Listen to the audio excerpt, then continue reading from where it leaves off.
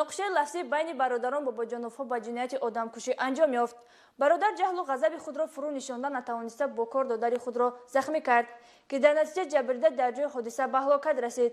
شرح وسیع این جنایت در گزارش سیراج‌الدین شکوری. جنایتی کشتاری که شرح داده می شود محض در زمینه جهل و رذالت، بدبینی و خصومت و گم گشتن مهر و شفقت برادری صادر گشته است.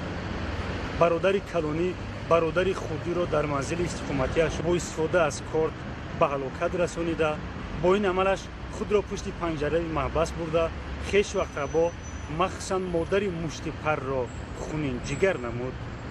شب 15 ایول سال جاری کارمندان مقامات میلیسیا با خبر فوری اوید به سر زدن جنایت کشتار در حال به سراغ کوچه فردوسی شهر دوشنبه حاضر گردیدند.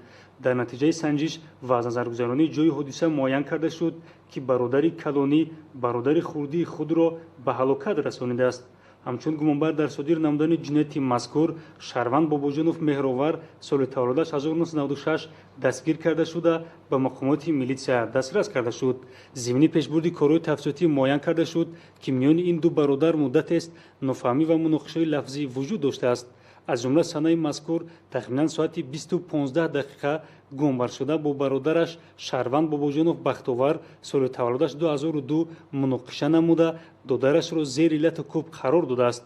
مرحوم باباجانوف بختاور همچون چاره محافظتی با کردی آشخانگی به برادرش حمله میکند، اما گمانبر شده کردی او را از دستش گرفته یک مرتبه به قفس سینه‌اش ضربه میزند که با رفتن خون زیاد شهروند باباجانوف بختاور در جای حادثه به هلاکت رسیده است.